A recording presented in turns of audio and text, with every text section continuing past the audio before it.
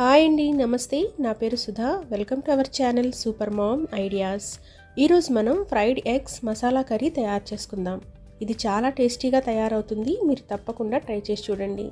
Video నచ్చితే కనుక please నా ఛానల్ని లైక్ చేయండి, షేర్ చేయండి, సబ్స్క్రైబ్ చేసుకోవడం మర్చిపోకండి. పదండి వీడియోని స్టార్ట్ చేద్దాం. స్టవ్ వెలిగించుకొని ప్యాన్ కానీ కడాయి కానీ పెట్టుకోండి.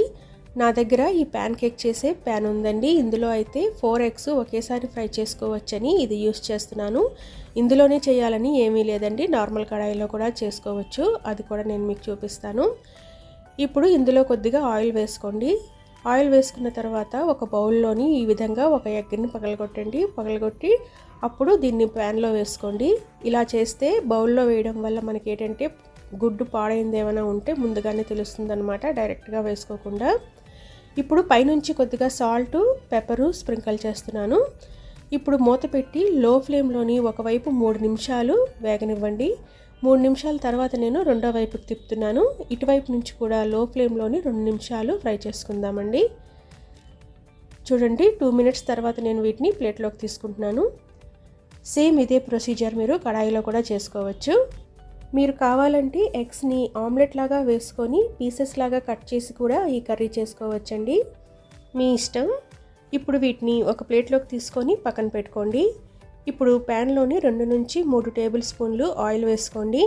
ఆయిల్ వేడెక్కిన తర్వాత 1/2 టీ స్పూన్ జీలకర్ర, ఒక బిర్యానీ ఆకు, 1/2 ఇంచ్ దాల్చిన చెక్క, ఒక నల్ల యాలకు వేస్తున్నానండి.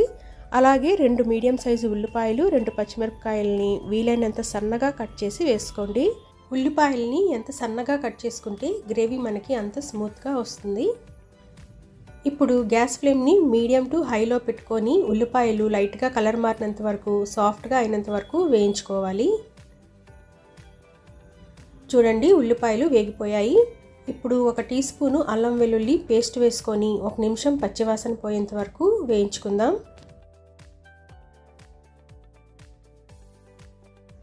అల్లం వెల్లుల్లి పేస్టు వేగిన తర్వాత 2 మీడియం సైజు టమాటాలని మిక్సీ జార్లో వేసుకొని ప్యూరే చేసి వేస్తున్నాను.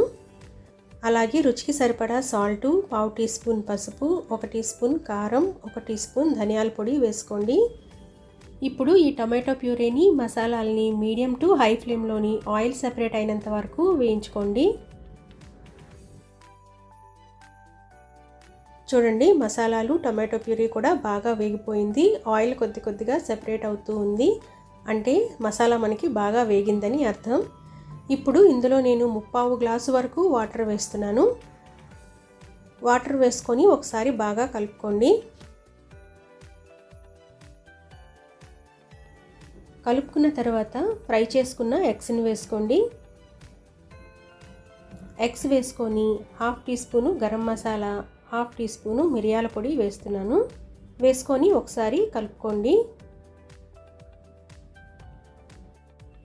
ఈ విధంగా కలుపుకున్న తర్వాత మూత పెట్టి మీడియం ఫ్లేమ్లోని 6 to 7 మినిట్స్ ఉడికించుకుందాం.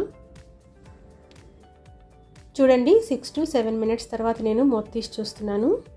ఎగ్స్ మసాలాల్లోని బాగా ఉడికిపోయాయండి. ఎగ్స్లోకి మసాలా ఫ్లేవర్ వచ్చేసి ఉంటుంది. ఇప్పుడు పైనుంచి కొద్దిగా కసూరి మేతి, సన్నగా తరిగిన కొత్తిమీర కొద్దిగా వేసుకొని ఒకసారి లైట్గా ఈ విధంగా కలుపుకున్న తర్వాత స్టవ్ ఆఫ్ చేసుకున్నారంటే fried eggs masala curry ready అయిపోయినట్టే. సర్వింగ్ డిష్లోకి తీసుకుందాం. చూసారు కదండి, ఫ్రైడ్ ఎగ్స్ మసాలా కర్రీని ఎలా తయారు చేసుకున్నామో. దీన్ని మీరు రోటీ, చపాతీ, రైస్ దేంతో తిన్నా కూడా చాలా చాలా బాగుంటుందండి. మీరు తప్పకుండా ట్రై చేసి చూడండి. వీడియో మీకు నచ్చితే కనుక ప్లీజ్ నా ఛానల్ని లైక్ చేయండి, షేర్ చేయండి, సబ్స్క్రైబ్ చేసుకోవడం మర్చిపోకండి. ఇంకొక వీడియోతో మళ్ళీ కలుస్తాను. ఉంటానండి. Thank you.